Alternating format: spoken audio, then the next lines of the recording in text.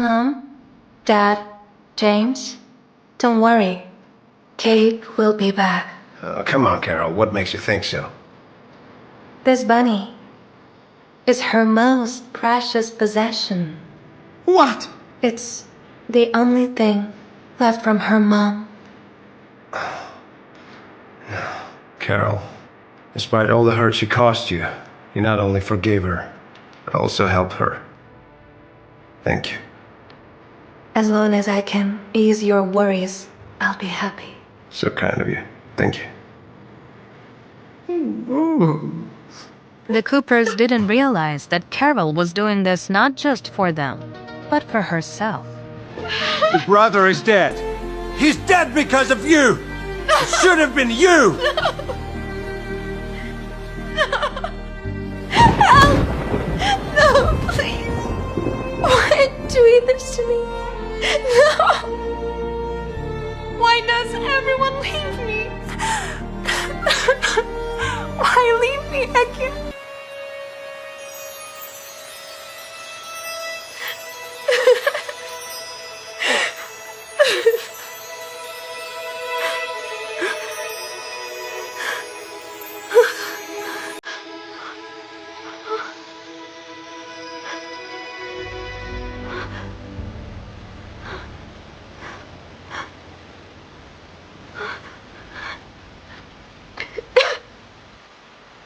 Uncle Albert, it's Kate. I'm going to freeze to death.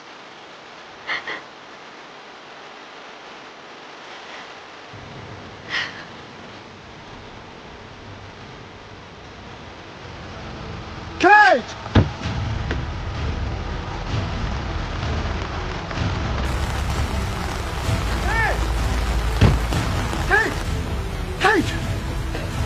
Kate! Kate! Is that you, Uncle Albert? Yes, it's your uncle. I'll take you home. But Kate didn't hear those words. No, no, no! No, don't fall asleep, Kate! No, get out, Kate! No, Kate. When James heard from the guards that the Crook family had arrived at their house, he couldn't contain his joy. He had been trying to get in touch with them for a long time. And now, one of the most powerful families in New York City had come to visit him in person. Sir? The Cooper family's saved. Get that damn girl out of the front yard. Take her to the backyard. She's done enough damage to this family. Yes, sir. The company's dying, and I need the Crooks. And I won't let her embarrass me in front of the Ravens.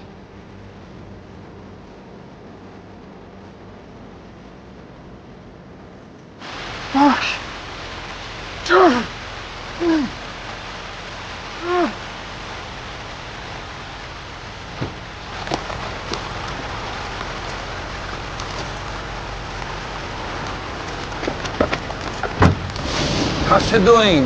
We need to get her to the hospital.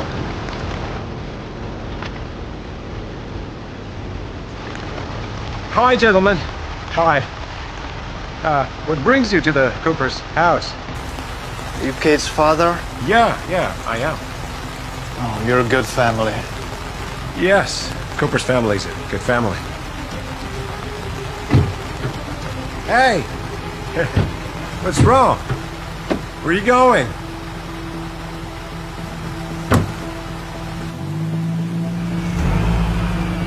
Oh, come on! Ah! James was beside himself. He didn't understand why the Crooks had treated him so coldly. My apologies. The Crook family has taken Kate. And why did the Crooks take Kate? I knew this girl would destroy this family! Albert Crook introduced himself as Kate's uncle, sir. What? The girl is a crook? Oh my god. If only we had known, we would have treated her like a princess. James remembered that the Crook family had 8 sons and 1 daughter. She had fragile health and never appeared in public. The woman he met 8 years ago was the Crook family's only daughter, Caroline Crook. Son, we must get Kate back. She's our family too. We just punished her for what she did to Carol with our unborn grandson. There's nothing to worry about. Yes, her punishment was severe, but it was necessary. They will understand. Yeah. We're gonna play this right. We gonna play this right.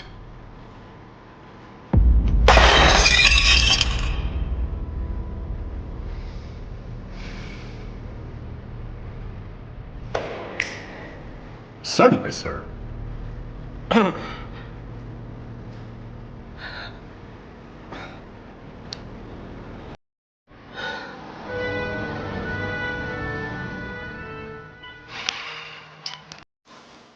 Fortunately, he came to us in time. Otherwise, the frostbite and hypothermia could have been fatal. Thank you, doctor. Take care.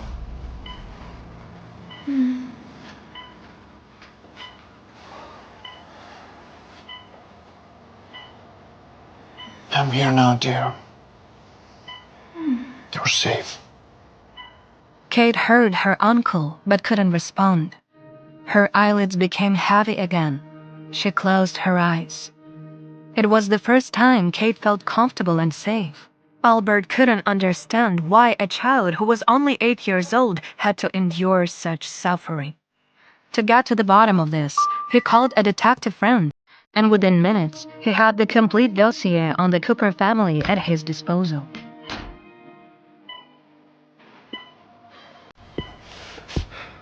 How is she? Still unconscious.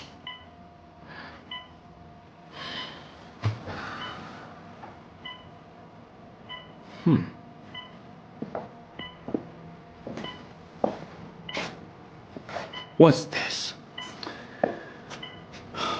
The Cooper Company has been suspected of being involved in smuggling.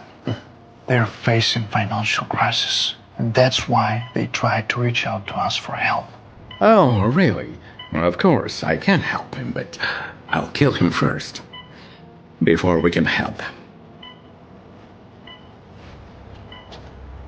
By the way, what about Caroline? Did you find her? What? Caroline passed away 2 years after Kate was born.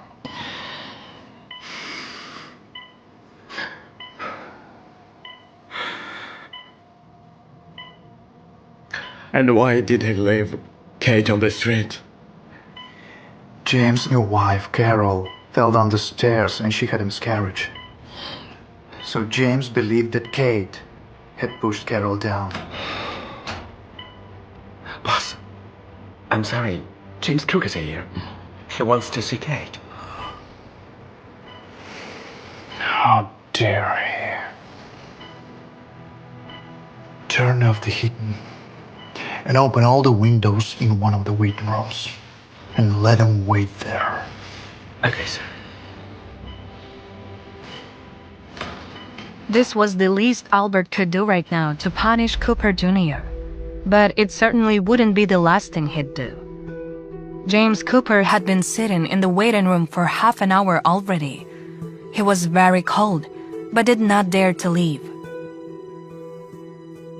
James understood that all of this was a test from the Crook family, but he wouldn't let it break him. He wouldn't miss his chance for sure.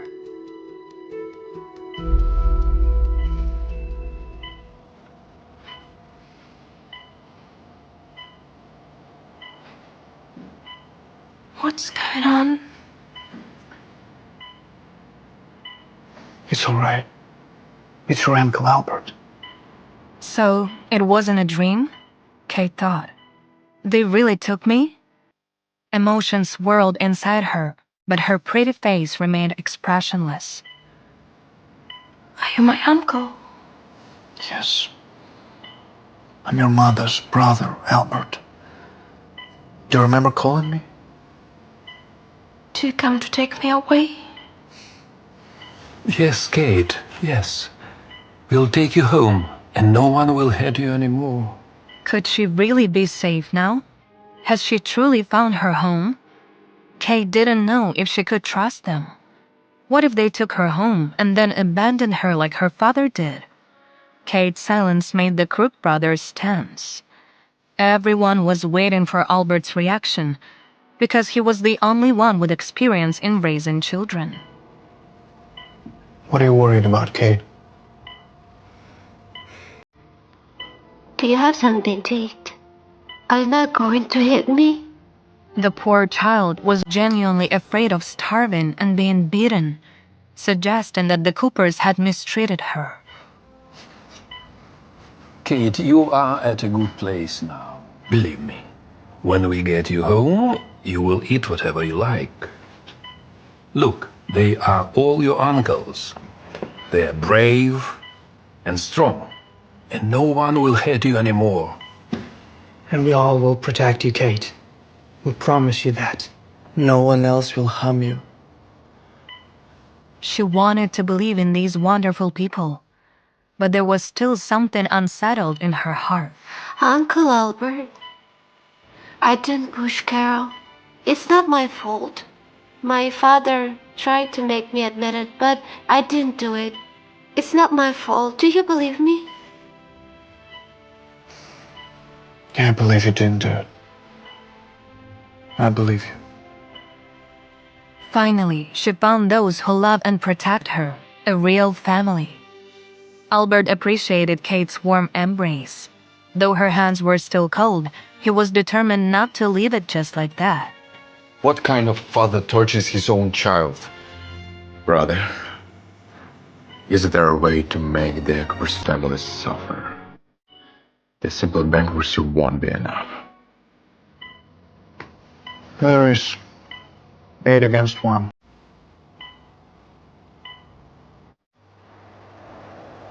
James had been waiting all night. He was hungry and felt exhausted.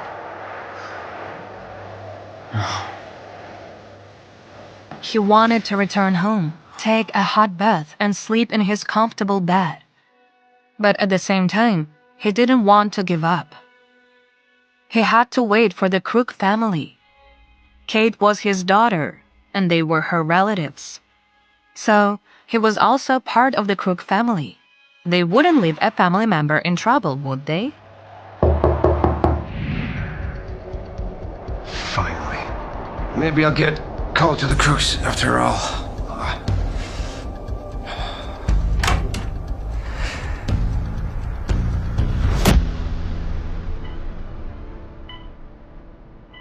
My dear, how are you? But Carol was even more worried not about her husband, but about her future. The Cooper family had fallen into an economic crisis. James has borrowed a lot of money, and Carol understood that having a child would forever tie her to James and his problems. That's why she decided to get rid of the baby inside her. So she staged a scene where Kate pushed her from behind. She knew James would believe her, not his daughter whom he had never loved. But now, everything had changed. Kate turned out to be the niece of a very influential family. That's why Carol was scared.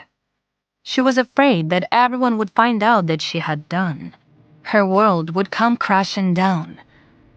Carol knew she had to act. She had a plan. The bunny was part of this plan.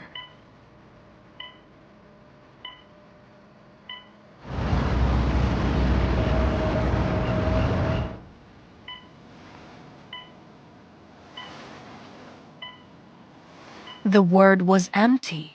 She felt extremely vulnerable and lonely. Had they abandoned her again? Or maybe it was just a dream. Hey, Kate. Are you feeling better now? Upon hearing these words, Kate's stomach growled traitorously. How long had it been since she had eaten? A day? 2? Do you want to have some breakfast? Hey, guys. Breakfast.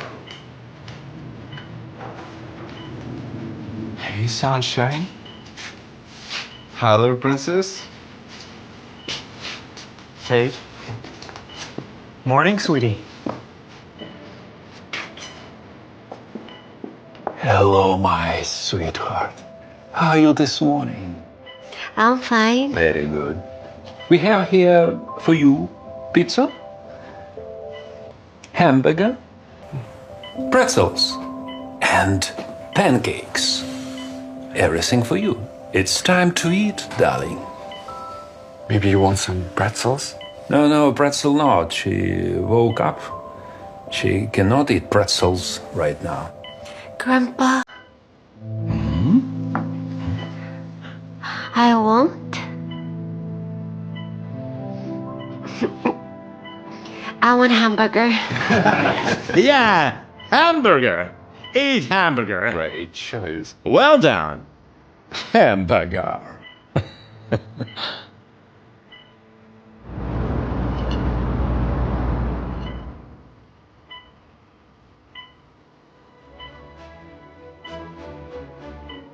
Kate was nearly drifting off to sleep when suddenly she heard an unfamiliar voice. Little school backpack.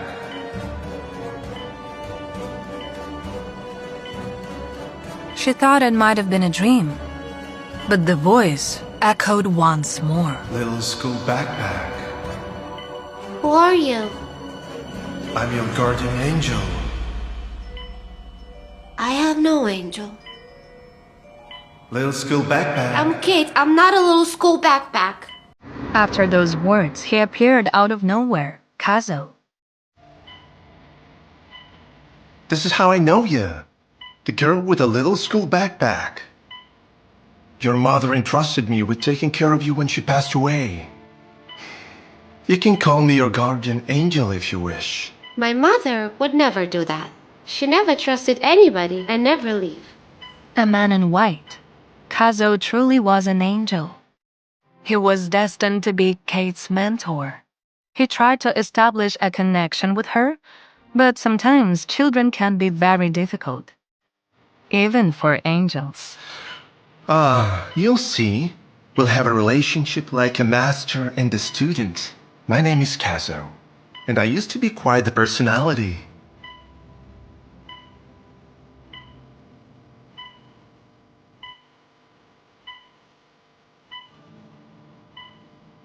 Okay, if you're my real angel, why you never helped me before?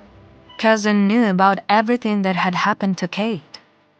After her mother's death, she endured a lot of pain. Constant scolding from her father, mistreatment from her stepmother. She didn't even feel loved by her grandparents. Kate, from now on, I'll protect you. First, you need to rest well. I'll be back later. This thing is my gift. Kate felt a gentle warmth from Kazo's touch. Within minutes, she felt much better. Oh my gosh, how did you do that? Thank you, this thing is very beautiful, but I have one question. Kazo? The word was empty. Only the red thread on her wrist reminded her of the stranger's presence. In the blink of an eye, 10 days had passed. Kate's injuries had almost healed. The doctors considered it a miracle that she had recovered so quickly. But Albert sensed that something was bothering Kate. Hey. Hey, Kate. How are you? Fine. Hey, what's wrong? Albert? Where's my little bunny? Albert remembered that the bunny was there when he found Kate, but at the time, he didn't pay much attention because Kate's life was in danger. Is this bunny very important to you? We can buy another one. Yes, we can, but this bunny is the last thing that left from my mom.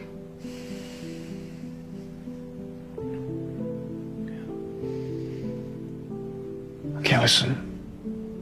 If your bunny is still there, we'll find him. Really? Yes. I'll go with you too. Please? Okay. Thank you! Albert didn't want Kate to return to the place where she had suffered so much pain. However, he couldn't refuse when he looked in her crystal clear eyes. He couldn't say no to her. On the day James was beaten and ended up in the hospital, the Cooper family went bankrupt. Now, the once lavish Cooper house looked empty. James and Robert Cooper sat on an expensive sofa, but even it, like their other possessions, was mortgaged. Son, why did you take so many loans? And now you're crying. Why didn't you treat Kate better? Why are you blaming me? You didn't treat her, and your brother either. Don't touch me! Enough! Just shut up. James knew that if they had all treated Kate better, none of this would have happened. The Crooks could have helped them through the crisis, but it was too late. Mom, Dad, James, don't worry. Kate will be back. Oh, come on, Carol. What makes you think so? This bunny is her most precious possession. What? It's the only thing left from her mom. Carol, despite all the hurt she caused you, you not only forgave her, but also helped her. Thank you. As long as I can ease your worries, I'll be happy. So kind of you. Thank you. The Coopers didn't realize that Carol was doing this not just for them, but for herself.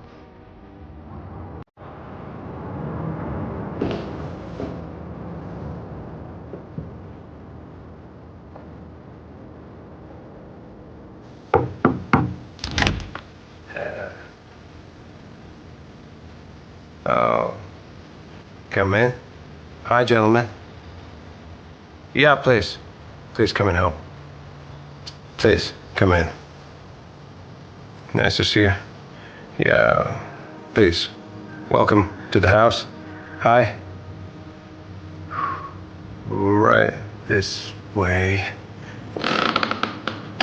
Dear guest, is this your first time in New York? I mean, the weather in New York is so lovely at this time of the year. The weather is really wonderful at this time of the year. But that's one problem that we must solve.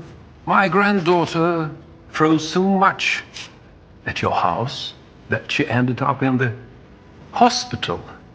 That's a great problem for you guys. Well, I think you are not skilled to take care of children.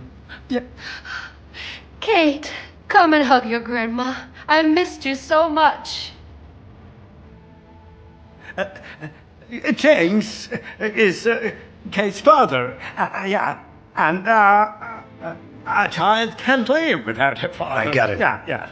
Got it. Katie. Katie, baby. I was wrong, okay? Can you forgive me? Okay, Katie. Of course you made a terrible mistake. But I still shouldn't have punished you like that. Well, I think that's enough. We are here to take Kate's bunny back as soon as possible. Katie, is it yours? Bunny.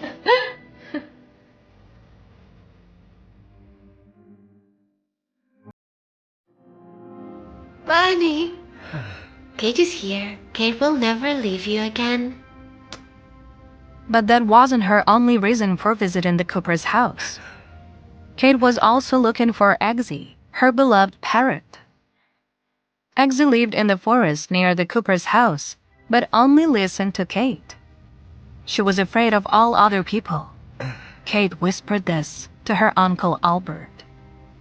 Uncle, I'll go and get Eggsy back, okay? All right.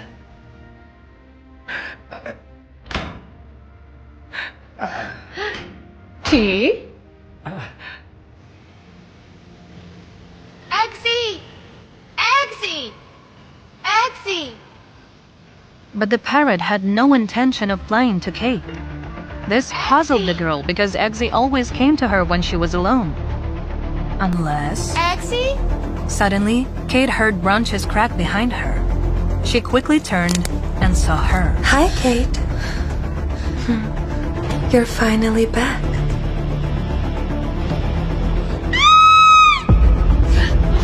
Kate felt panic creeping in.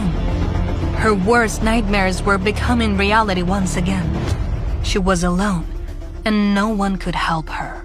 Hey, I'm Kate. If you're wondering what happens next, download the Pocket FM app now and listen to the exciting episodes of $1 Million Girl.